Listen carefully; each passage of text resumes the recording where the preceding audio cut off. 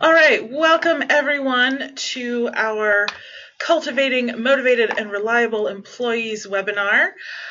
We are really excited this afternoon to be joined by Rachel Armstrong from Farm Commons and Shea, Belahi, and Lorien Carsey from Blue Moon Farm in our neighbors here in Urbana, Illinois. And we're going to be talking about several different important tips for motivating your employees and working with them, making sure that you're managing your employees in a way that benefits everyone. My name is Sarah, and I'm just going to be kind of walking you through the webinar today. I do want to let you know that this webinar series is part of a North Central Extension Risk Management Education grant through the USDA and the National Institute of Food and Agriculture.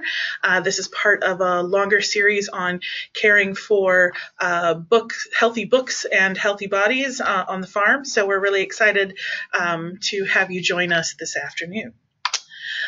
Just to give you a little background on the Land Connection, we are a nonprofit based in Champaign, Illinois, in central Illinois.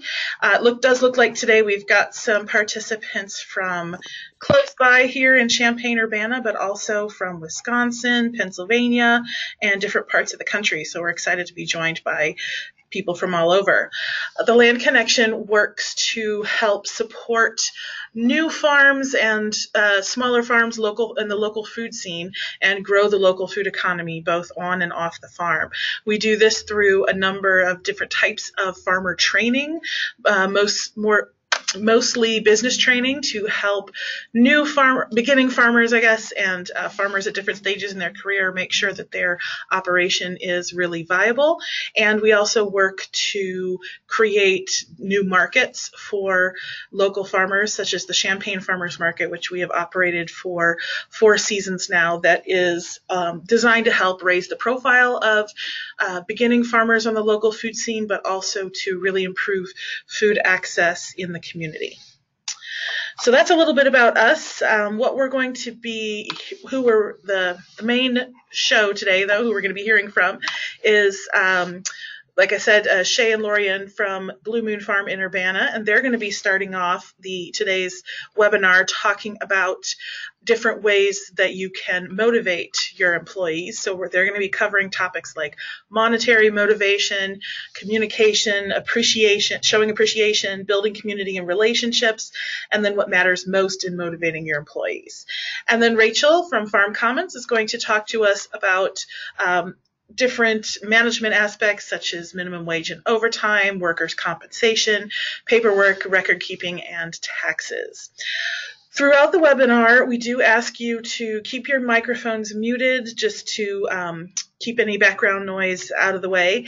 We will have a number of different question breaks throughout the webinar, but as you think of questions and they come up, go ahead and type them into the chat feature. I will keep an eye on the questions, and then when we take our breaks, I'll read them out for everyone. All right, so with that, I think we are ready to go. I'm just going to switch screens over to Shea and Lorien, and we will hear from them. So just give us one moment. Let's see. All right. Very slowly, the screen should be yours.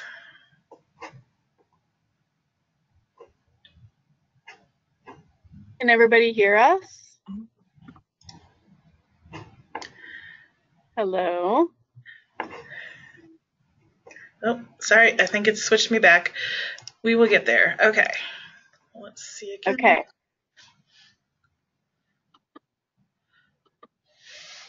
Let us know in the chat feature. Are you guys seeing the opening slide, or are you just seeing the title of the webinar? Should we just hit share? Oh, I'm seeing the title of the webinar. This is Rachel. Oh, there we go. I see it. Can everybody hear us? Yes, I can hear you. All right. Okay, great. Okay, perfect.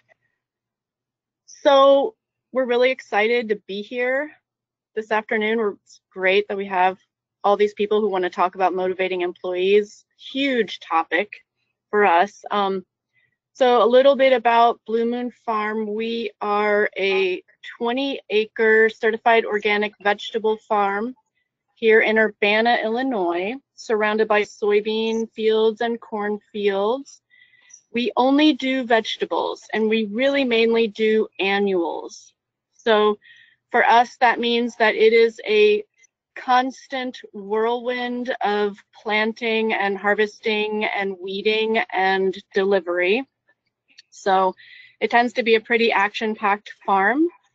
And we do slow down a bit in the winter, but we have 10 high tunnels, so we do winter production as well. Anything else that we should say just about our farm? We mostly market to farmers markets, CSAs, restaurants, and grocery stores. Yeah, and we have a few employees that have been with us for several years, and some cycle in and cycle out, but retention is one of the things we'll be talking about. By the way, I'm Lorien Carsey. I've been on and off with Blue Moon since '99, but since 2009, I've been moving slowly into co-ownership of the farm. I'm Shea, Belahi, and I have been with the farm. I think this is my 4th year, and before that I had another small farm that I ran. But yeah, it's been really fun with Blue Moon Farm. So with that, I think we should get going on motivating our employees. So, hold on. Here we go. Okay, so one of the reasons we want to motivate employees is that we're all working effectively with each other, efficiently, and that whenever me and Lorien, whenever we're away from the farm, we don't have, you know, people sleeping under their tree, like for instance in this slide. So some of the reasons you want to motivate your employees is that you want to meet your goals, whether it's to get your trucks out on time, your deliveries on time, increase productivity. So making sure you have open communication so that your employees are working to their most productive.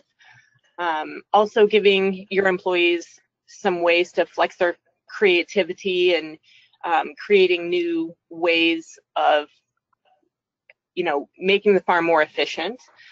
And motivating your employees also helps satisfy your employee, but also yourself. So you want to make sure that your employees have, you know, high morale and that everybody's enjoying the work despite it being very demanding. Retention is another great reason. When you have really wonderful employees, you want them to keep coming back to you.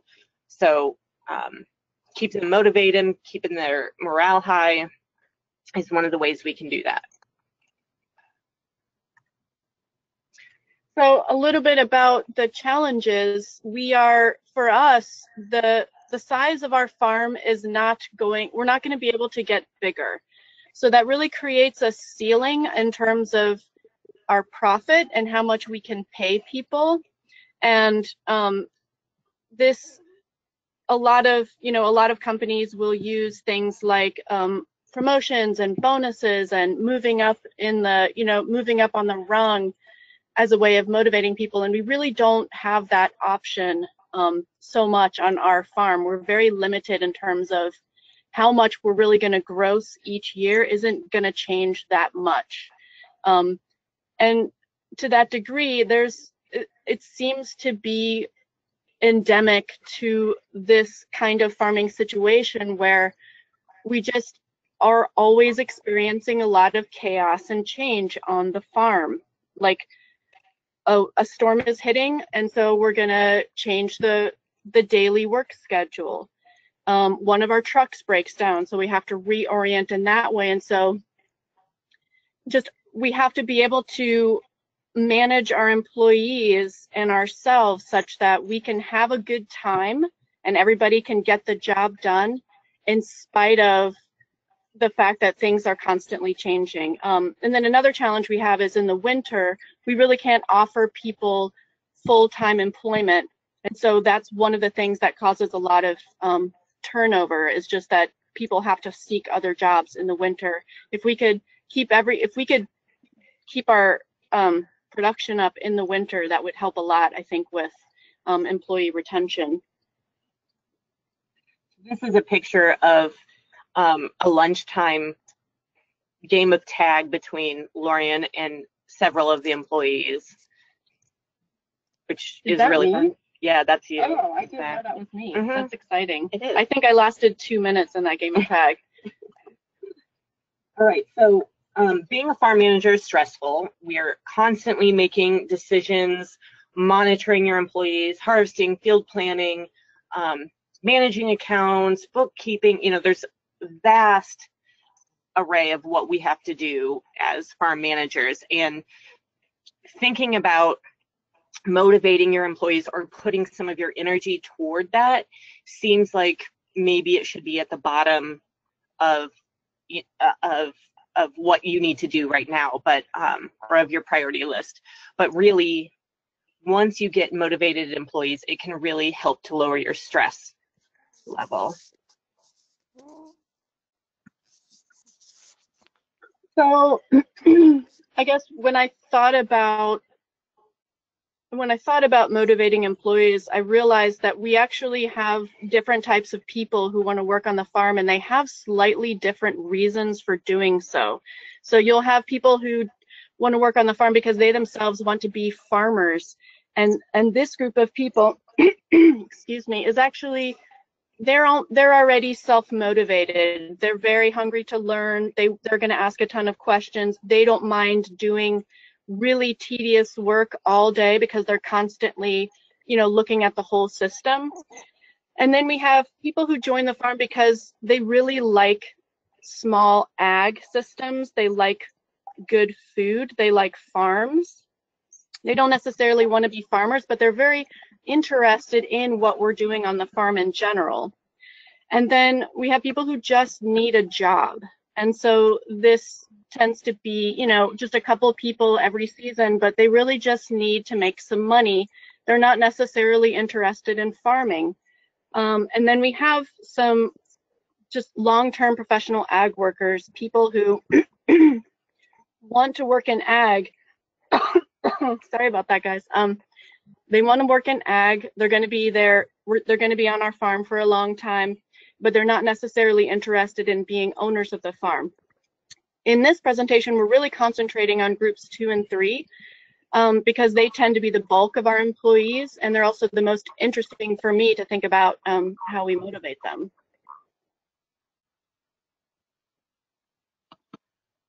Okay, so I thought this was really important because a lot of times we get hung up thinking people just want money. You know, the biggest motivator is monetary, whether it's bonus or a really great per hour pay, but that's not necessarily the case. So 89% of employers think that their employees leave for more money, but 12% actually do. So when we're thinking about motivation, we're not necessarily looking at motivating with money as being one of the main motivators of our employees, which is good because we're small farmers and we don't have money.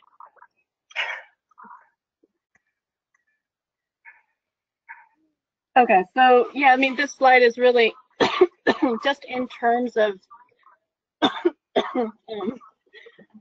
I don't know why this is happening right now. Yeah, so this is kind of going back to what Shea just said. People don't come to the small farm work on the small farm because they think they're going to make a lot of money. They come for many different other reasons.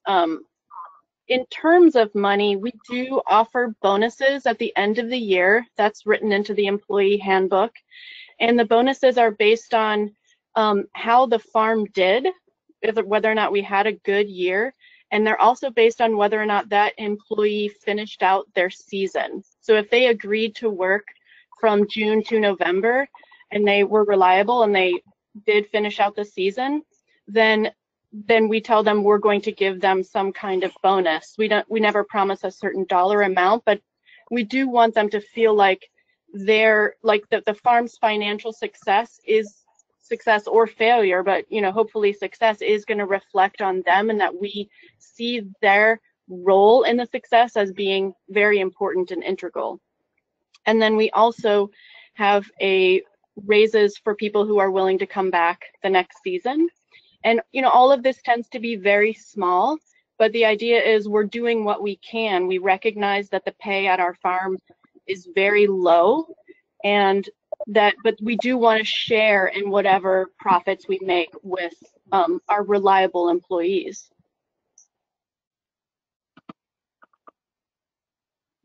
Okay, so when we're thinking about motivation, we're really thinking about what can we do day to day to make sure that our employees are engaged and motivated to do a good job. The picture on the right, we'll talk about for a minute. It was an extremely cold, very rainy day, and we had to take out all this compost on a trailer and unload it, and it was weighted down with all this water, and it wasn't the best job in the world, but one of our employees is here, he's happy to do it, and he and I, we took it all out together, and it was really fun. So very motivated in terrible circumstances. So how do we do that? How do we keep motivating people so that they're happy when they're taking out wet, terrible compost?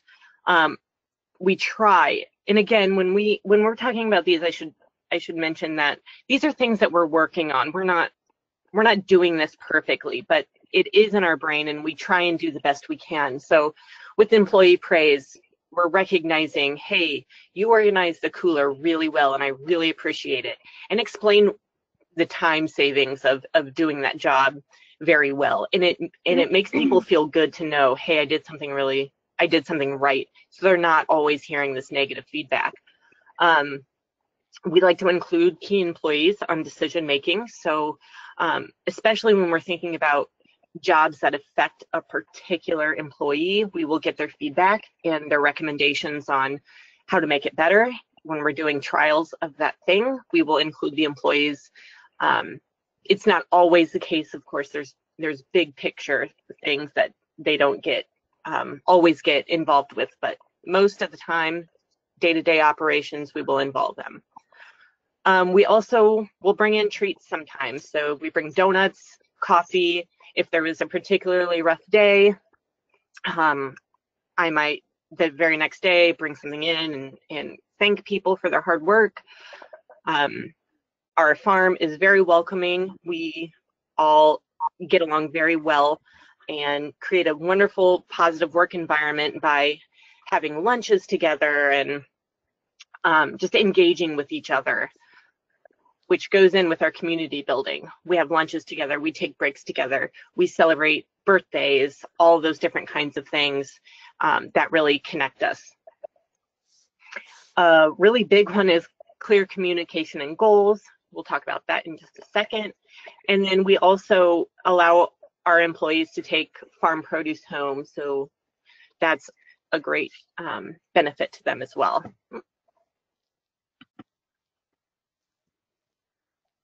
So on this slide, we're talking about specifically having really good communication established between everybody, management and farm hands. This is very hard. This is one of the most critical problems that we're always trying to improve, and it's never perfect, and it almost feels like it's never good enough, but it's a work in progress. And we decided a couple years ago to start using an employee manual, which I think is really an important thing that any farm should have, because it saves you a lot of time explaining things over and over again. It has things in writing, and it gives your employees a sense that they're walking into a place that has structure and organization, and that their needs are going to be met, and that everybody's needs are going to be met, and that things are clear. So we have an employee manual that just talks about basic things like what our expectations are for them in terms of when they need to show up, what kind of gear they need to bring, how we're going to handle vacations, We try to answer a lot of questions. Like, we have a policy about what kind of produce they can take home and when they can take it home. And so people feel like, okay, if I need to take home produce, I know that I'm allowed to have, you know, X amount, a dollar amount per week, or I can take these seconds, or, oh, I need to take a vacation. There's a policy for that, et cetera, et cetera. So having a good manual, very, very important.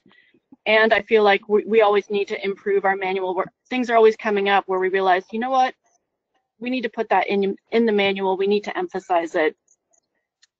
So that kind of helps with rules and expectations, which that's kind of like an overall thing on the farm. On a day-to-day basis, we have found that having really immaculate checklists and work lists is very motivating for people. A lot of people are working on a farm like this because they want to feel like they're participating in something important and meaningful, and they want to feel really helpful and like they're making a contribution. So the more organized we are, the more that we have given them a set of tasks that they can really accomplish successfully, the more motivated and happier they are.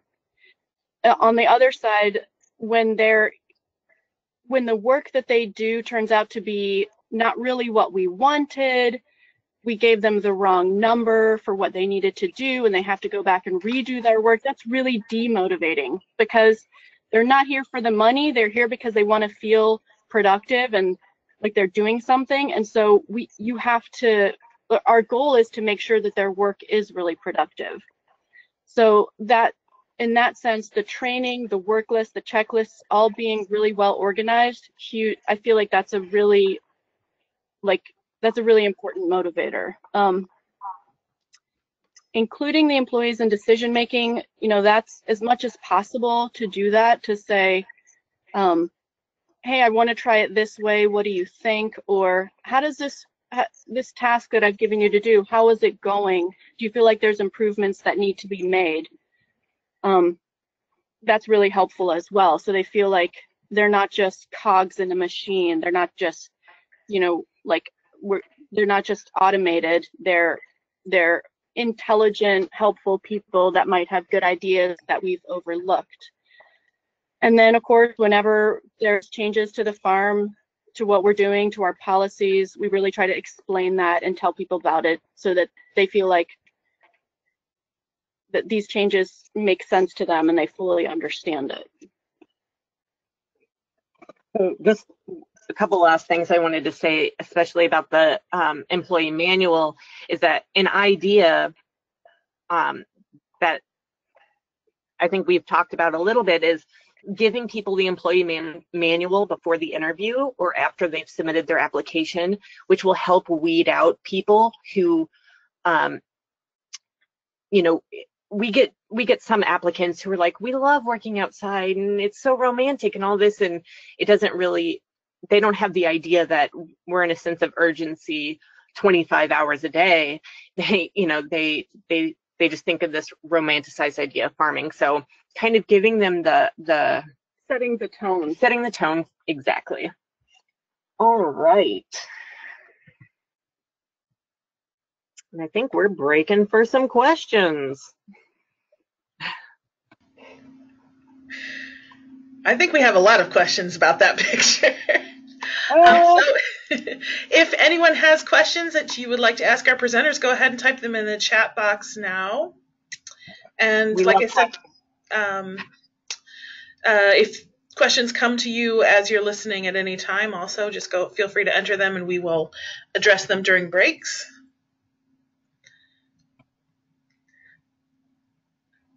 All right, so Erin is asking, do you guys have any templates for a manual?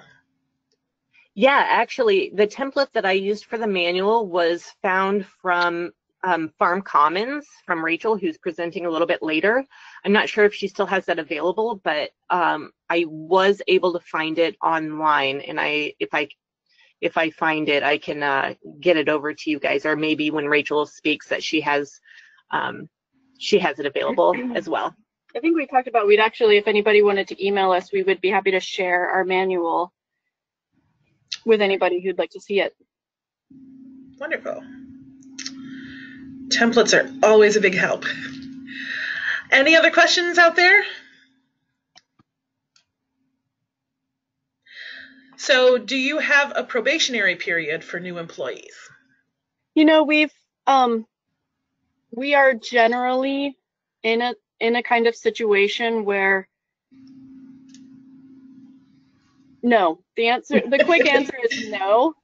We would love to be at a point where we could turn people down after 2 weeks if we didn't think they would work out, and it would probably, you know, maybe that's a next step that we could take to make our lives so much better. But generally, we try to work with most of the people we hire unless it is unendurable and mutually unendurable. But for the most part, we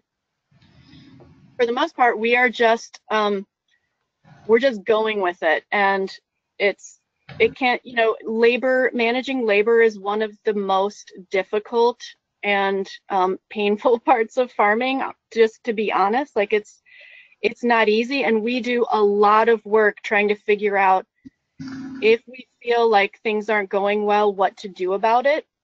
And I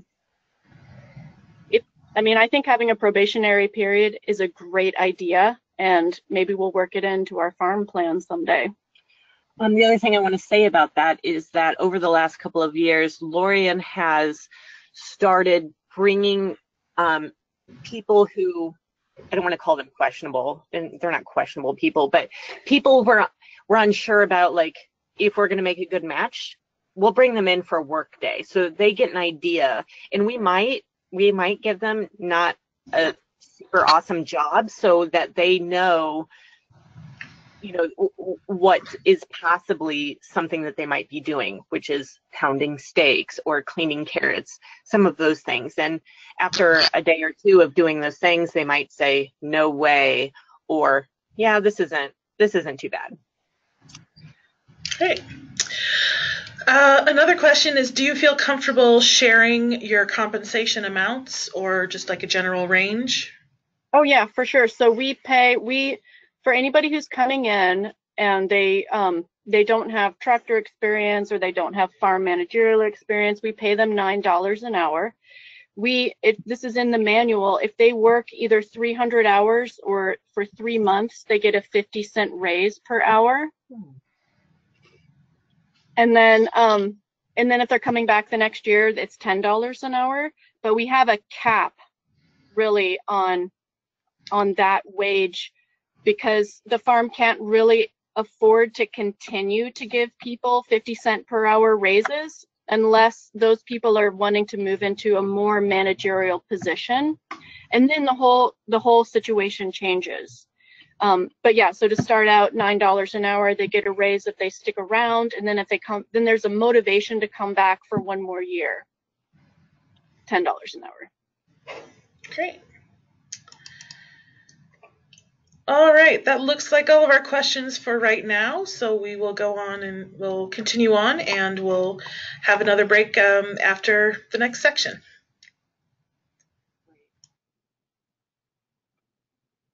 We're continuing a little bit about communication, and we're talking about feedback. So continuously giving your employees feedback. I gave another statistic of 60% of survey respondents reported they'd like feedback daily or weekly. 72% for people under the age of 30.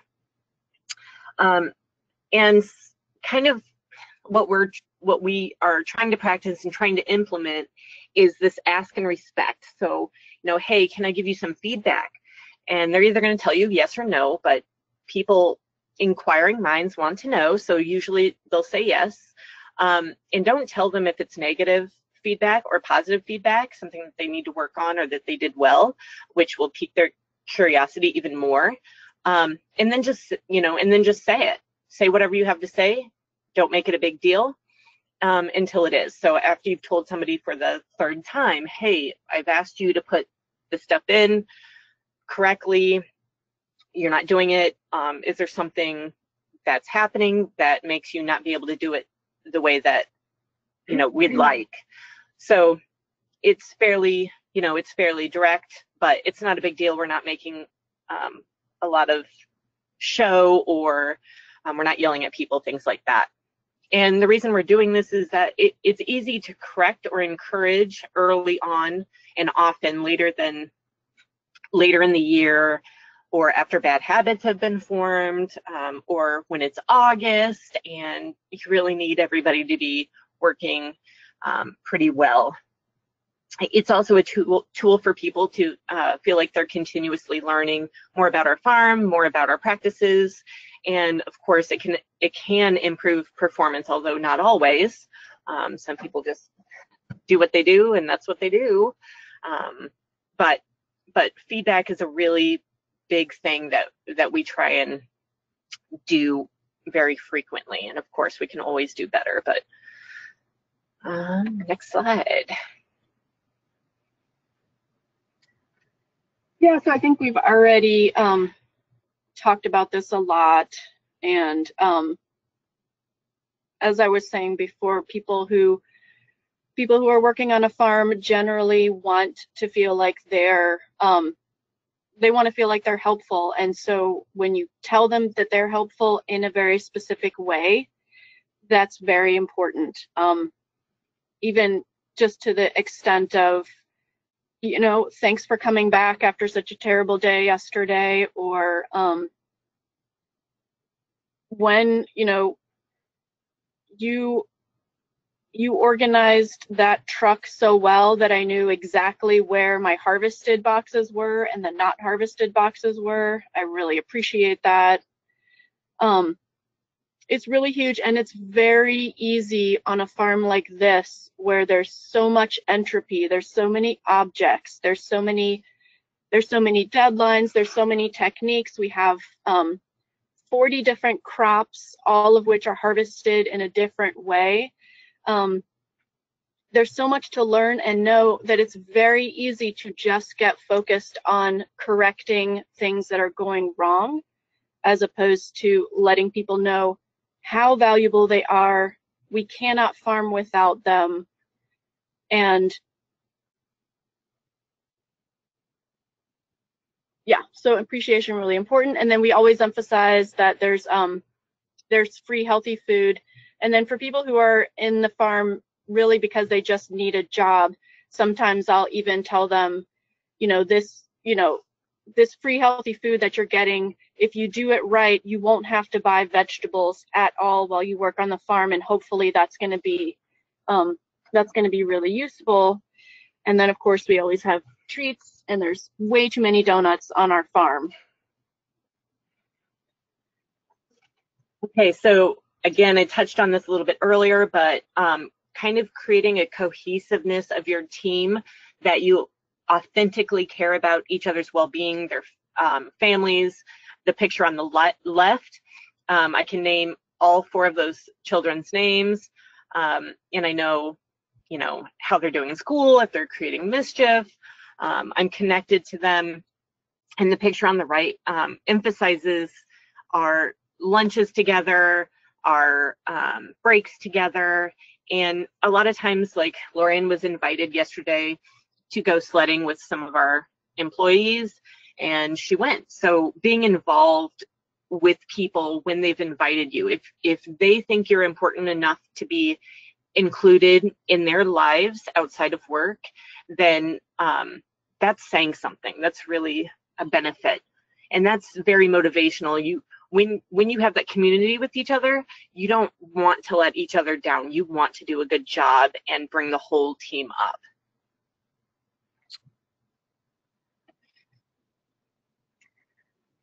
Okay, so here are some last thoughts that we have. I mentioned, earlier, we've mentioned several times that people are not in this job for the pay, and the job is extremely demanding. And so part of what makes the situation sustainable is that we feel like we're doing important work, and that we have a higher purpose, which is to bring healthy food to the tables of people in Champaign-Urbana, and that this is a big deal, and that we love what we're doing. And the more that we can bring that attitude to the farm, the more that the people, our employees, feel like, okay, this is worth it. We're participating in something bigger than just the daily struggle. It's also really important that we're keeping our cool, and we always need to work on this. It's very stressful, and it's really easy to snap. And it's just really important that the managers, Shea and I, we know that we're responsible and that we are in charge, and that whatever problems arise, that's our problem and not their problem. So keeping our cool, again, I've definitely lost my cool on the farm many times. But the more that you can, the more it creates this positive trust within the group that mistakes are going to be met with problem solving versus punishment. Yeah, giving people the benefit of the doubt, just recognizing that what we're asking them to do is what is way more complicated than what they would be asked to do at a different $9 an hour job. And so we always have to keep that in mind, that that they're putting in more than the money they're getting out, and so they deserve utmost respect and consideration in that way. Last thoughts, Shea? Yeah, I just wanted to talk or say it really benefits us when we can also claim responsibility. So if we tell somebody to go do a job, but we haven't given them all the information to do that job well, Lorien does a great job of this, saying to them, hey, you know what? I know exactly why you're doing what you're doing. I left out some information. Here's the additional information to give you to be able to do the job well, to meet both of our needs. So being able to say, hey, you know what? You're not doing it right, and that's my fault because I didn't give you the information. And people really do want to do a good job. Sometimes it's hard, it's hard to believe. Sometimes you're like, oh my gosh, but really acknowledging that they are trying their hardest and that they're doing what they think will get the results that you desire. And the only other thing that I wanted to include that I didn't put in here is when you're doing your recruiting for hiring, really targeting people with the skills and traits that you think make a successful employee. So, if somebody that's detail oriented does well on your farm, include that so that you know that you can reach out to those specific people and grab their eye. I guess I also wanted to say, I should have mentioned this earlier when I was talking about checklists and expectations. I have found it extremely useful to tell people before they're doing a job how long it should take them and what the standard of quality is that we need when they're done, so that people then are very attuned to, oh, I needed to harvest 30 bunches of kale per hour. It's a half an hour in and I only have 5 bunches. I need to make a change. If they don't know what they're supposed to be doing, it's very hard for people to just automatically do it. And it really helps to tell people, this is how fast you should be going. We're going to do a check-in halfway through. And if you're not meeting that goal, call me over and I will help you figure out how you can go faster. Maybe the crop is damaged and you can't go faster, but this is what you should be able to do. People feel really empowered when you've told them what the clear, exact expectation is. And you're not relying on them to just know how fast it should be. Half the people will do it and then half the people won't, and then they'll feel bad when they realize later they should have been going faster. Okay.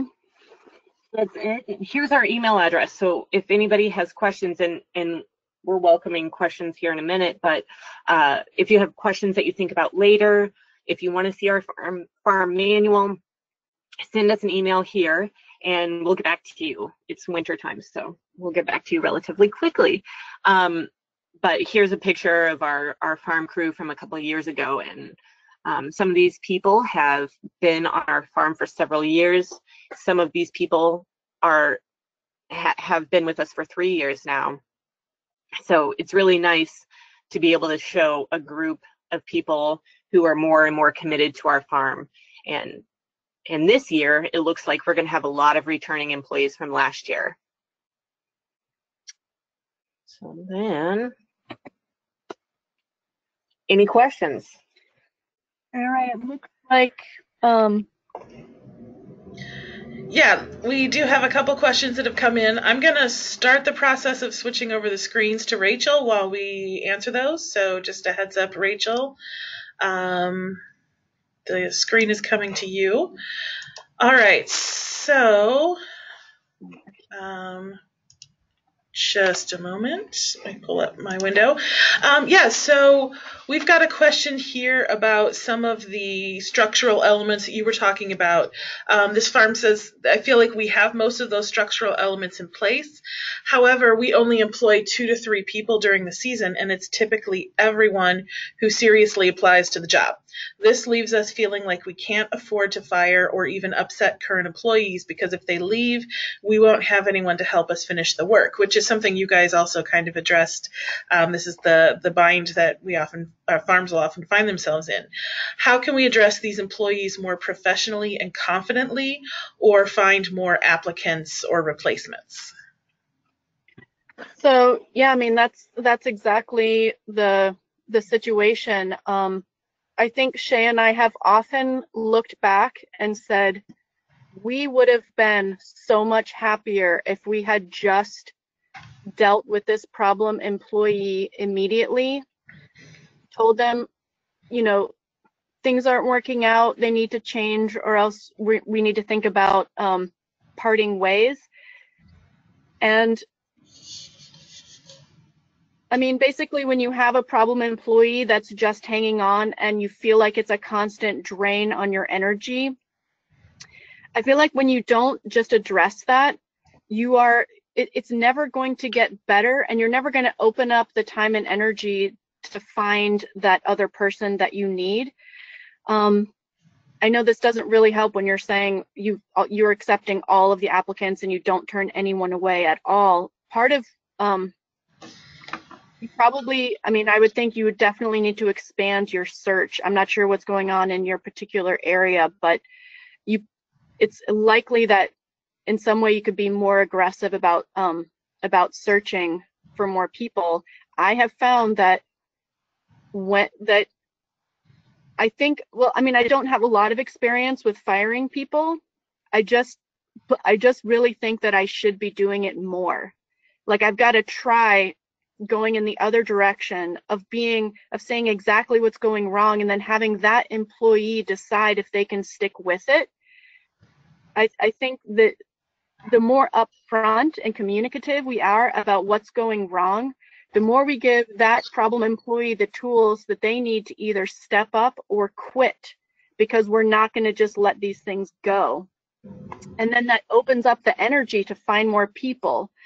And it might be the case that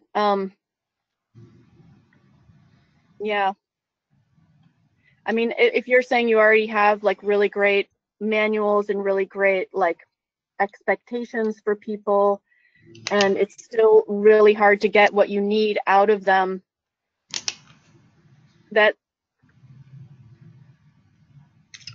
okay, now I'm reading the next comment. To pay more than it could. Yeah, so just for the whole group, this is a similar situation. I feel our farm is in a position to pay more than it ever could and is better than ever at structuring and supporting that work, but we are struggling to find high-quality employees.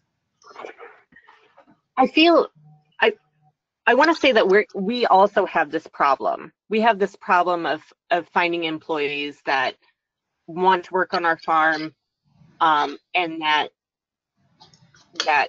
you're not gonna. You have to shape your employees. You know, we can't find an employee. It's very rare that we're going to find one that has farm experience and can work really fast and all these things. It's more about building systems that work, that you can fit people into. Like, here's the expectation, and not necessarily, you know, searching for that elusive farm employee, because people aren't working on farms anymore, and the kind of farming that we're doing is not as big as the corn and soybean farmers, and those things are very, very different between the soy and corn and you know, small farms. So, you know, making sure that you have systems that work would be my advice. Yeah, it's almost like you have to account for the fact that most of the people on the farm just don't know how to do a good job when they come in. And you have to do the work for them of really good training, really good setups, really good and clear and consistent workspaces and work goals and that kind of thing, like what Shea just said, of you have to, it's your job to create that good employee. And that is that's almost our number one thing every year, is how can we make this better so that people can do the good job that they want to do? And it's just it's a long struggle. It's hard, and I don't think it's only applicable to small farms. I'm sure it's a wider issue with many different companies and businesses. It's an ever-evolving problem. Mm-hmm. Real quick, we've got just a couple more questions before we turn over to Rachel. How much feedback do you expect from employees, and how do you solicit it? And then along those lines, do you have a practice for remembering to give feedback regularly, especially if you don't need to correct or give negative feedback? I think Shea and I do a really good job of letting people know that we want to hear from our employees if they have ideas, if they have suggestions, if they think things aren't going well, if they feel like they haven't been given enough tools. We might even go too far in the direction of asking for feedback, such that people really, it might be that we don't present enough of an authority to people. So I don't think that Shea and I have a problem with not getting feedback. We get tons of feedback, tons of suggestions from people. I mean, Tegan could pipe in. If he worked on the farm, he can say, no, they didn't, I never got to complain about how cold the packing shed was, et cetera, et cetera. But that bit about having a reminder, some kind of like built-in reminder to us that we need to give that positive appreciation, that's a really good idea. No, we don't have a kind of like end of the day, or it's not on our checklist, because we have an end of the day checklist. It's not on our personal checklist, like make sure you give positive feedback, but some kind of structure like that would be great. The other benefit that we have, and maybe you do this, is that we have radios. So when I walk in, I used to be in charge of the packing shed, so a lot of my references are to that. But when I walk into the cooler and I see it's beautiful, I'll say on the radio, hey, who's been putting stuff in the cooler? And there might be a little bit of silence because they're a little scared. And then somebody will own up to it, and I'll say, it looks awesome. Thank you so much. So the radios really help that. Instantly, when I see something that's been done well, I can say, hey, this was awesome, and it saves me so much time. Great. One more question. Do you have a specific process or procedure for handling conflict? If so, is it in the manual? And we've got the link. We can share that template afterwards. We do not have a specific We do not have a specific procedure for handling conflict. Yeah, I have no idea what that exactly would look like. We are such a small farm. We all know each other so well. The conflicts that occur generally get worked out between the people that they're from. We have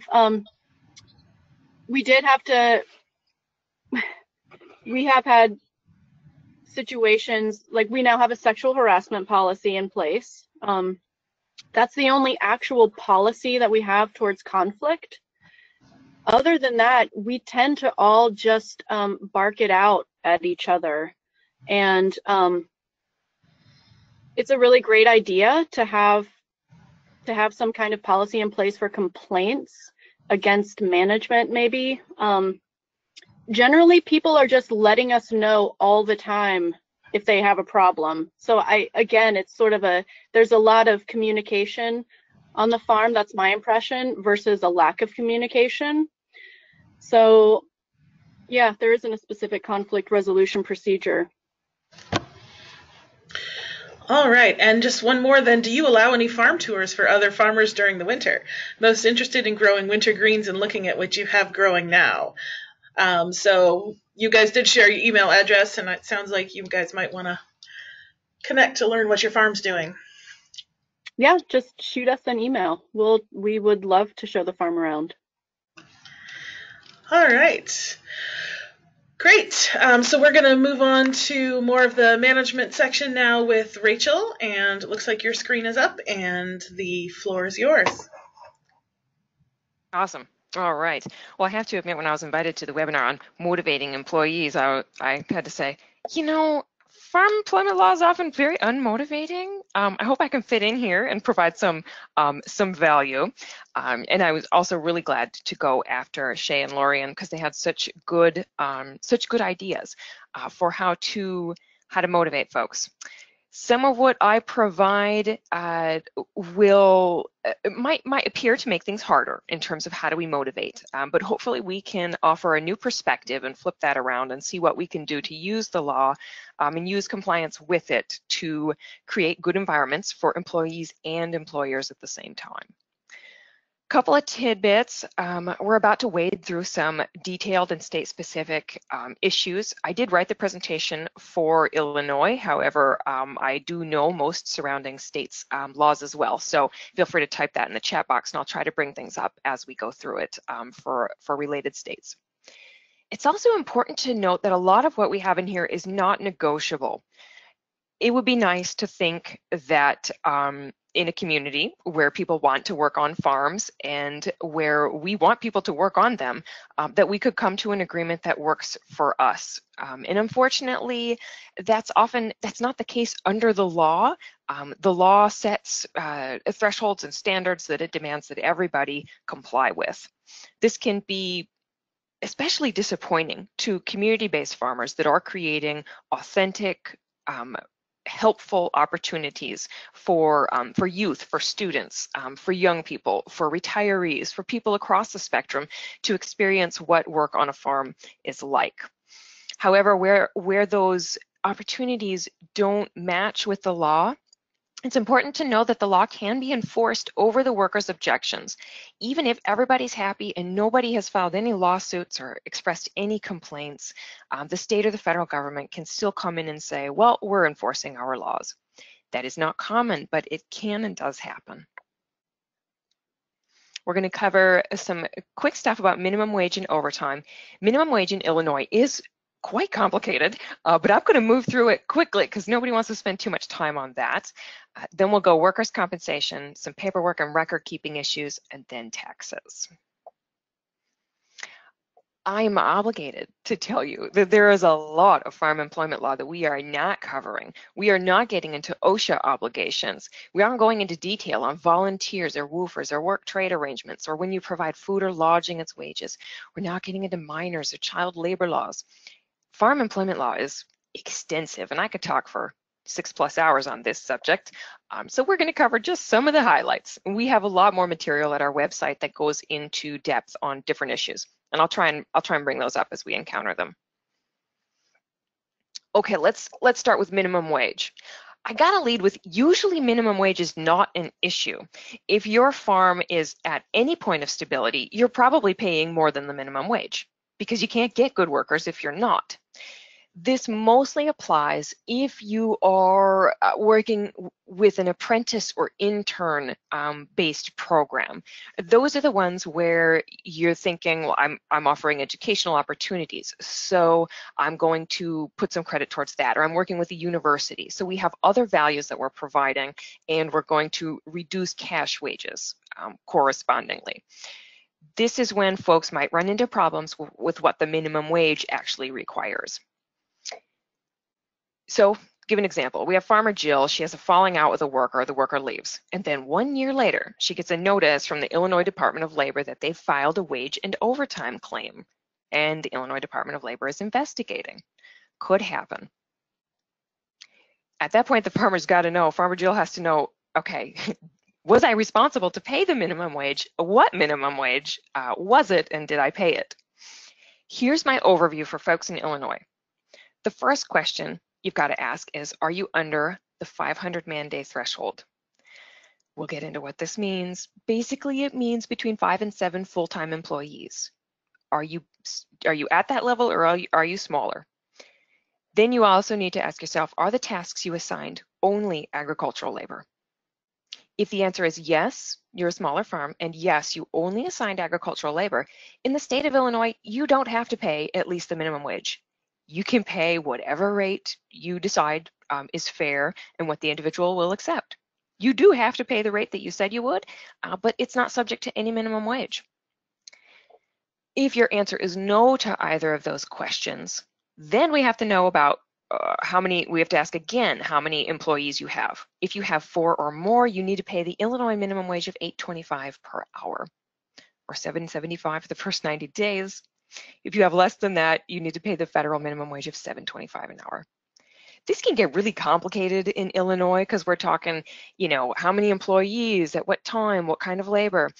If you are a risk-adverse individual, the easiest thing to do is simply pay the minimum wage and then skip the next 8 slides where I go into detail about what these things mean. But for those of you who are in this situation, read these slides closely.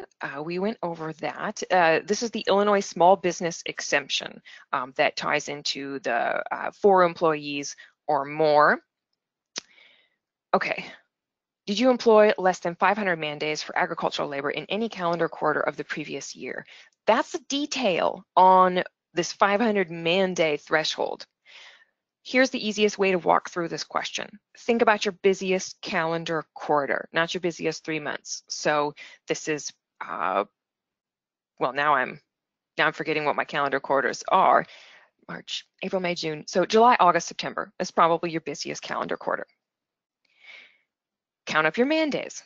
A man day is when one person works 1 or more hours on a day. So if you have 2 people who both work 1 hour, you have 2 man days on that single calendar day. You don't have to count family. It's roughly equal to 5 to 6 employees, but you really, if this question is relevant to you because you are contemplating paying less than the minimum wage, you actually have to do the math for all of the days in the previous year or your busiest calendar quarter to figure out if you are going to cross this threshold. What's that thing about ag labor only that I said? So ag labor is not anything related to adding value to a product. It's not agritourism or agritainment. It's not even selling product at the farmer's market or engaging in any marketing like calling restaurant buyers or things like that. Ag labor is strictly related to the production and marketing of crops and livestock. So it's quite narrow. And again, if you're doing other activities and you're in Illinois, you need to go back and work through this analysis of what exactly is the minimum wage you need to provide. Okay, so the bottom line on minimum wage is, if it's relevant to you, work through those in detail. Also, go and watch the hour-plus long webinar that we have at our website that goes into detail on Illinois minimum wage and a few other things, because that will really help you out. So let's move on to some other issues that are probably more relevant to folks on the line today. Oh, and I should say, if you're in the state of Wisconsin, it's easy. Yes, you have to pay at least $7.25 an hour to all people, all times. Done. Overtime. In Illinois and in Wisconsin and every other Midwestern state, well, not Minnesota, never mind. No overtime pay is required for agricultural labor. Otherwise, if you are a larger business in Illinois, you need to pay the minimum wage and overtime if you do non-ag labor. So if you are hosting food service events on the farm or doing a lot of farm tours or agritourism events, then you do need to think about overtime and start paying time and a half for hours over 40 in a week. In Illinois, you do need to provide 24 hours of rest in each calendar week. You need to provide a meal break. A 20-minute meal break must be paid as well. Okay, any questions so far? I know I moved through the minimum wage stuff ridiculously fast, assuming it wasn't quite relevant. So let's see if there are questions.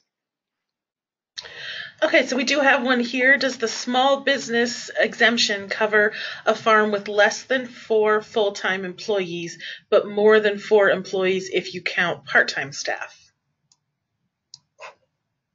Okay, so we would want to go back to the 2 threshold questions first to figure out which minimum wage we need, which of the 3 minimum wages we would want to cover in Illinois. And that's another thing, I would need to know if you're in Illinois or not. So first, what type of labor are you assigning? Is it ag labor? If it is ag labor, then we can move forward. If you have more than 4 employees, if you count part-time staff, we definitely need to calculate our man days.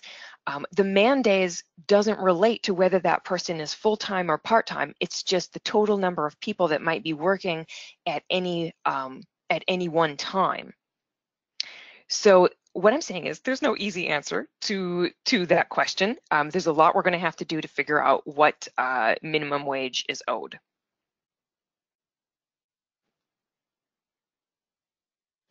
All right, any other questions right now? All right, we can continue on. Okay. So workers' compensation in Illinois. Let's say Farmer Jill's worker falls off the tractor. Let's say Farmer Jill's worker then goes to the hospital just to get things checked out. Maybe there's a sprain or something else involved. Farmer Jill's worker is sitting in the exam room and says, well, I fell off a tractor, so here's what happened. And, that becomes relevant to treating her. Maybe there's mud and dirt involved and, or other things, it just becomes relevant. So it goes in the notes that this employee fell off the tractor and damaged herself. What's going to happen is her employee's health insurance company is going to be looking at this treatment that was provided. And of course, they don't want to pay for it because, that's what insurance companies do. They're trying to figure out, is there a reason we don't have to pay for this? Once they see that something like a tractor or a workplace was involved, then they're going to start looking around for a workers' compensation policy. They're going to say, hey, this is not the we don't cover work-related injuries. Workers' comp is for that. So they're going to call up Jill's employee and say, hey, where were you? How'd you fall off the tractor? Figure out that she was at Farmer Jill's farm. Then they are going to say, all right, Farmer Jill, you get to pay this bill. This is your fault that this thing happened. So what eventually might happen is the Illinois Workers' Compensation Commission will give Jill a call and say, hey, why don't you have a workers' comp policy for your employee? And Jill's going to say, what?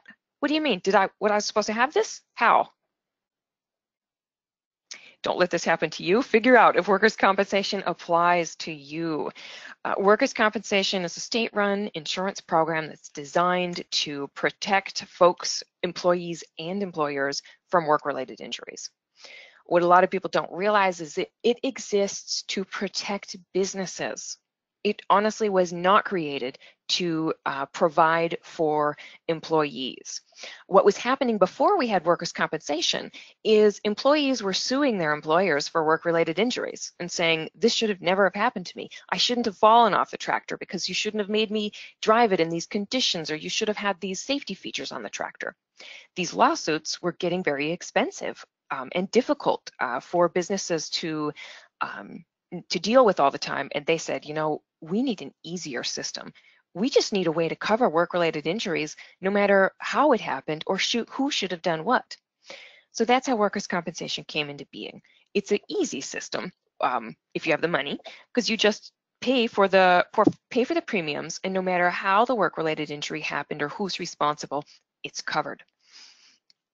It is the premiums are determined according to the risks that specific industries incur and the rates of injury that they experience. Farming is a hazardous industry and does suffer a lot of injuries. So correspondingly, the premiums are often high. That's a real problem for many farmers. But the law is the law, and many times you do still have to purchase it.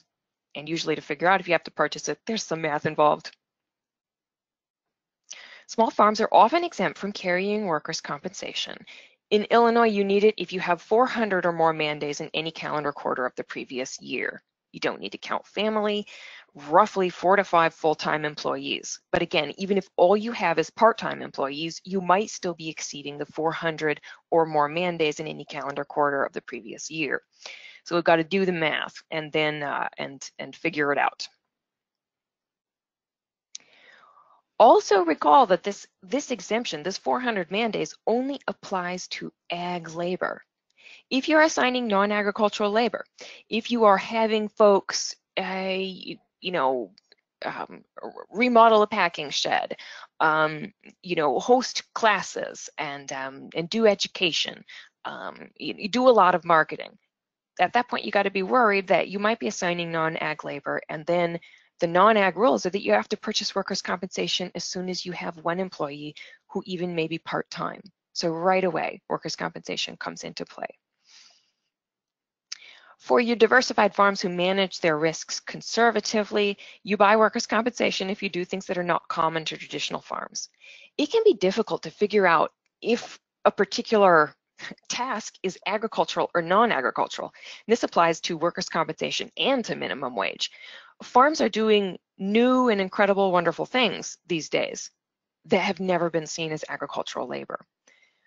We don't know how the law feels about a certain act, a certain task, whether it's ag labor or not, until it's litigated in court, until a judge passes judgment on it.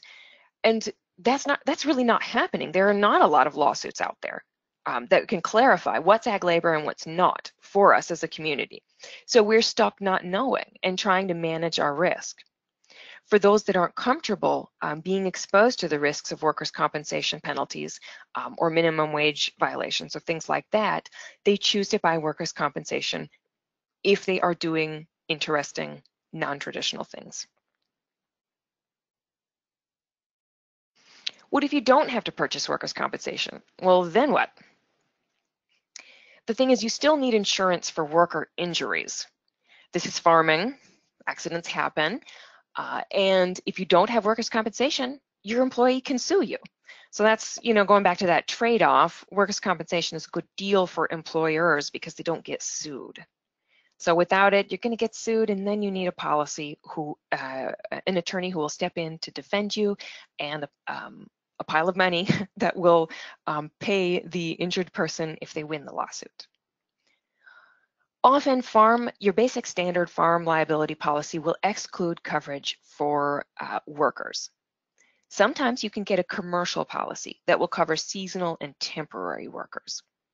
But sometimes it's very challenging to find any commercial policy that will cover agricultural workers, whether full-time or seasonal and temporary.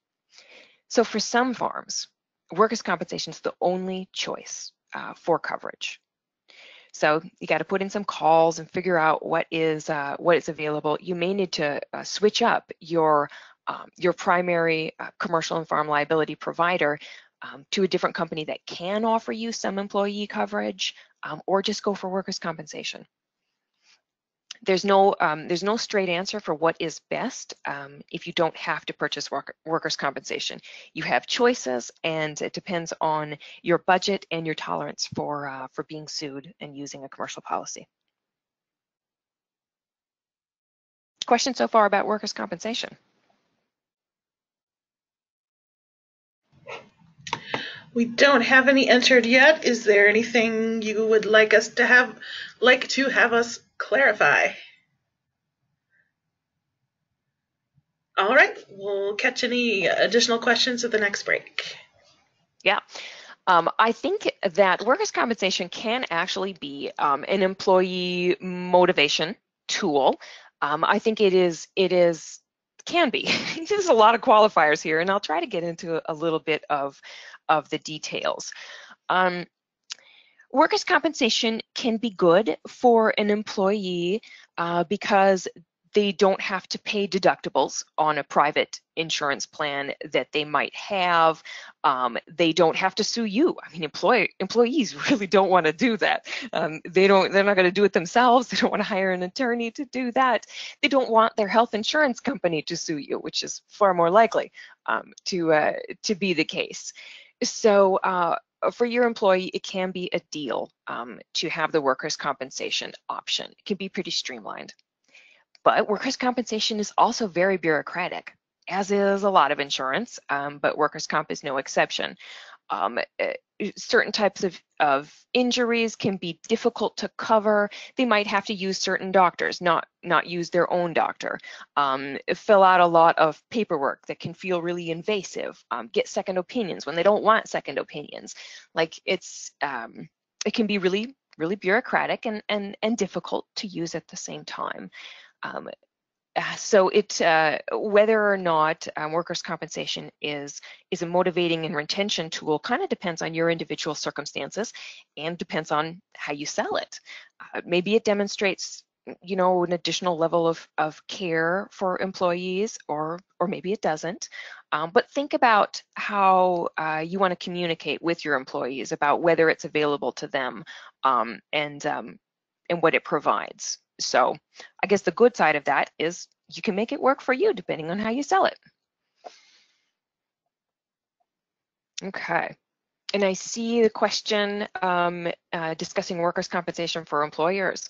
Absolutely. Purchasing workers' compensation for yourself can be a really good deal. Especially if the health insurance policy that you have for non-work related injuries isn't a very good one. You've got high premiums. You don't appreciate it for whatever reason. You can purchase workers' compensation for yourself. It is subject to the same liabilities that I explained before. You may not necessarily be able to use the doctor that you prefer. You do have to deal with the forms and bureaucracy and things like that, but it still can be a deal. Workers' compensation provides for lost income, mileage to and from doctor visits, and certainly your private health insurance isn't going to cover you for those sorts of things. For that, you would need disability insurance in a private marketplace. So they're all factors to weigh in trying to make a decision that works for you. Okay, interns and volunteers in Illinois and everywhere else. The law is pretty firm on this, pretty disappointingly firm. Anyone who does the work of a for-profit farm is an employee. And that includes interns and volunteers. This is really surprising to most people, and it certainly was to me when I learned it. How could a volunteer actually be an employee? Well, the facts are that the law does not recognize an employee for a for-profit business of any type.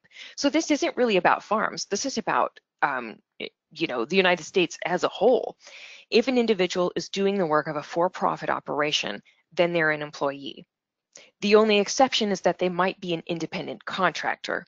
And if you're familiar with that, that's where a person has control over when they show up and when they leave. They bill by project rather than by the hour.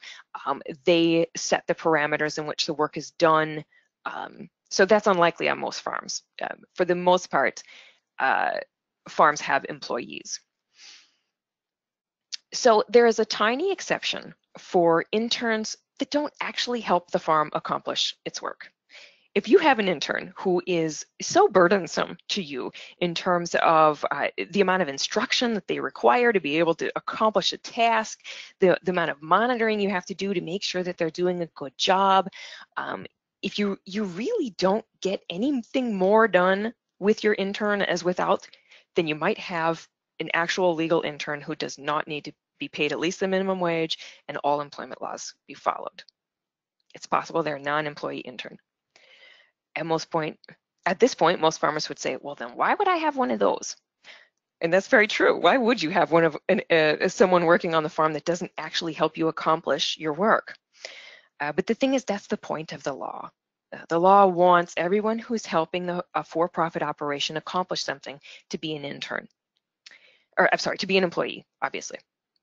If we have any nonprofit operations on the webinar here, then things, of course, are a little different for a nonprofit. Nonprofits can have volunteers under certain conditions. It's not unlimited, but it's way more possible. So let's talk paperwork and record keeping. You need to pay at least 2 times a month. You need to notify folks at the time of hire of the rate of pay that they will be paid and the time and place of payment. You know, that sounds fancy, but it doesn't have to be that fancy these days. It's something like you're paid electronically on these dates. You need to keep records of names and addresses of all employees and the wages that they are paid each payday. If you pay in cash, you are required to get a signed receipt. You're also required to provide a pay stub. It's got to list the number of hours worked, the rate of pay paid for those hours, overtime pay and overtime hours if applicable, all this stuff. The other element of paperwork and record keeping that you should keep is the task performed. You should keep time cards that detail what was done during the day. This is mostly the case if you are trying to show that you performed ag labor and thus you didn't need to buy workers' compensation and you didn't need to pay at least the minimum wage. If you are providing at least a minimum wage and you are paying overtime and doing workers' compensation and in no way dependent on agricultural exemptions, it's less important to record tasks. But if you are relying on any of those ag exemptions, those different rules for farms, recording tasks is important so that you can prove, look, I assigned ag labor. I was eligible for these exemptions, these different rules for farms.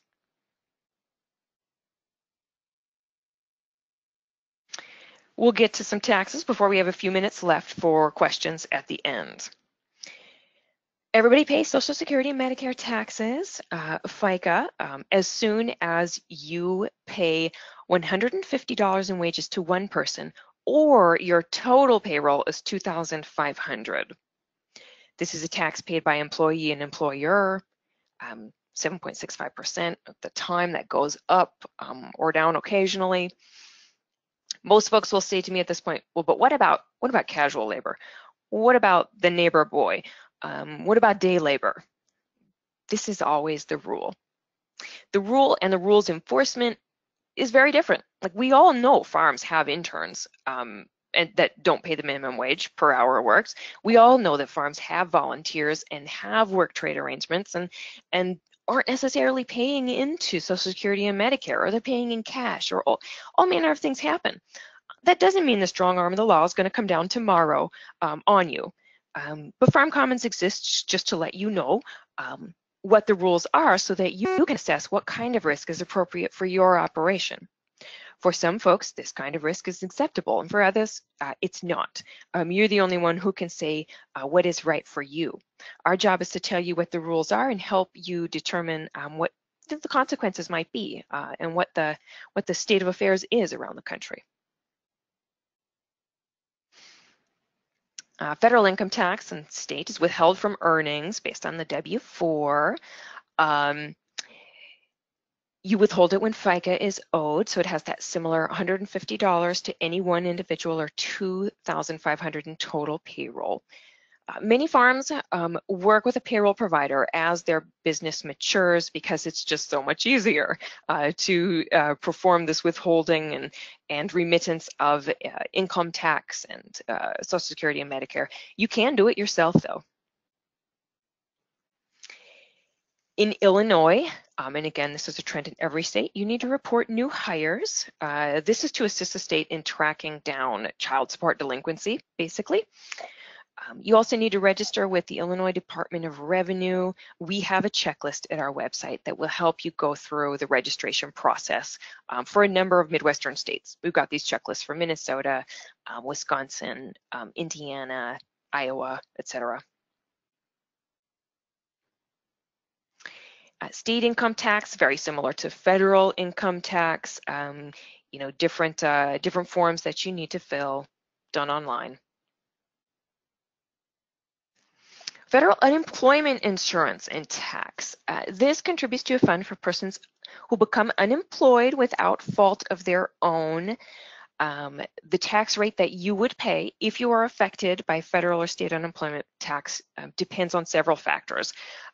How long you've been in business, whether you've let employees go in the past. You have to be a fairly sizable farm for this to matter to you. You have to have paid wages of $200,000 or more during any calendar quarter of this or the previous year, or employed 10 or more individuals for some portion of the day during 20 different calendar weeks of this or the previous year. These things are just ridiculous. These calculations, the numbers, the calendar weeks. I wish I could make it easier on you, but I didn't write the rules. So here it is. This is another place where I see the role of a payroll provider as pretty helpful. When is unemployment tax going to sneak up on you? In the calendar quarter of July through September, when you're really busy and not thinking about it. One of the virtues of a payroll provider is they'll automatically realize that this is happening if they are experienced in servicing farm employers and start paying it for you right away. Most states follow the same exact threshold determination as federal. All right. Well, and with on that lovely tax note, that's the end of my presentation. I'm happy to elaborate on any of these points, clarify, answer any other questions. I'm glad the issue of an employee manual came up. We do have a template on our website. Feel free to take that and run with it. Also ask farms with whom you are friendly if they would share their versions. So I think there's a lot you're going to learn from other farmers about how they prevent problems and set out procedures on their farm. The last thing I was thinking is that unemployment insurance may be a motivational tool on your farm. It is expensive, and it's especially expensive the more you have to terminate job positions at the end of the year. That's what drives up your insurance rate over time, and you can end up paying 10% or more. Well, I haven't seen more, as much as 10% in unemployment tax. So it's an expensive benefit, but it might be worth it to you if it's going to keep good employees around, keep them around through the winter, and you can handle it on your books. However, if you don't have to pay into it, you could also just straight up pay your employees through the winter and avoid running it through a bureaucracy. So something to keep in mind. All right, thank you so much. So it looks like we've got a question here about non-employee interns. Would it help to classify them as interns if they are officially tied to a nonprofit farmer training program coupled with online education, for example? That's way harder than it seems. It's a good idea, and a lot of people want to explore that possibility. But it doesn't work very well in practice. anyone who does the work of a for-profit entity can be seen as the employee of that entity, even if someone else set them up with the job, arranged for them to be there or coordinated it. We see this happen with nonprofit intern programs where they will recruit interns and then place them on the farms. Just because it's associated with a nonprofit that does some recruitment and placement doesn't mean the farm isn't benefiting from that individual who is doing the work of a for-profit business. And so, yes, they could still be liable for all employment laws. The farm could still be liable for all employment laws. And the sad, well, I don't know if it's sad or not, but the nonprofit is probably not going to suffer any consequences for that arrangement because they are not a for-profit business that benefited from that individual's labor. All right, we have another question. Are there any legal implications to paying someone through the winter if they are not actually performing work? Does it need to be called something specific? That's a great question. And the nice thing is that at that point, you're really operating in the realm of contract, not in the realm of employment law. You really do have the flexibility to set up a private contract-based arrangement that works for you. I will give you this money if you come back and work for me in February or March. You'd want to be more specific than that, though, like come back and work for you for how long? What happens if they, maybe you say, well, at least 60 days, at least 90 days, or through August. That would be really good. And then you would also want to say, well, what happens if they don't? Do they have to pay back the money that you paid them? Will you pay them for the winter, but only after August of the following summer? So you have creative potential to come up with an arrangement that works for you and that person, but you just have to think of all these different contingencies in terms of how it's actually going to function to make sure it's fair. If you give them money over the winter and then they don't come back, it's hard to get that money back from them. You can ask for it. Worst comes to worst, you could sue them in small claims court and you would have a good case that you're owed that money back. But sometimes you can't get blood from a rock, and so you're out. But it's pretty flexible. And it would just be called, that's just a plain old contract. This is not common. This is not something that people are doing in the regular old business world. So no, I haven't heard of a standard title for an agreement like that. All right, so we are approaching the end of our time. If there are any last questions, go ahead and type them in the chat box. And while you do, I just want to share with you a couple resources that Rachel has provided for us. So you're going to get an email from me in just a couple minutes that will actually include these links to a checklist on hiring farm employees in Illinois, a tax and paperwork checklist. More information specific to Illinois about making employment law work for your farm. But again, this is going to take you to Farm Commons. You can find a lot of resources for other regions as well. Classifying your workers, and then managing risks of interns and volunteers. So the email that I'm going to send you will include the PowerPoints that you saw today. So if there's anything you want to go back and look at again, you can do that here. And again, you'll have these links included as well. And if I could jump on really quick, I'm seeing Kevin's comment where it says for those burdensome non-employee interns. And now I'm thinking, Kevin, if you meant the type of intern that actually burdens your farm more than it helps your farm, then in that case, yes, it would help if they are officially tied to a nonprofit farmer training program. And email me if you want to know more. All right. I was just rereading that question and thinking, maybe that's what you really meant. All right, so just to let you know of a couple other offerings we have, or what's coming up. As I said, I'm going to send you an email with a link to an evaluation. We really, really appreciate it if you could take just a couple minutes to fill this out. This helps us improve our programming going forward. So check your email and you will get a link to the evaluation as well as the PowerPoints and other resources. You can find more information on other resources related to a number of different aspects of operating your farm at the Land Connections website. You can also find listings of our upcoming programming, which includes a February 6th webinar coming up on QuickBooks. So this is going to bring together Laura Hesselberg from Compeer Financial and local farmer also from Urbana, Tracy Barkley of Sola Grazia Farm, who's lurking here among the participants today. And they're going to be talking about how to set up QuickBooks to really benefit a farm. And you're going to hear some of Tracy's experience using the program herself. So this is another free webinar coming up. You can register on our website. We also have our organic grain conference coming up in February and a workshop up near Chicago on writing a farm food safety plan in March. And then the last workshop of this series on workplace safety, which will be held at Prairie Earth Farm over in Atlanta, Illinois, near Bloomington. So you will find information about all these upcoming workshops on our website. Once again, just to remind you, these are our presenters and their contact information. They're very happy to hear from you if you have additional questions. And if you've got questions about our programming in general, you can reach out to our Farmer Training Manager, Mallory Krieger, and she will be happy to answer questions. Or you can visit our website, thelandconnection.org.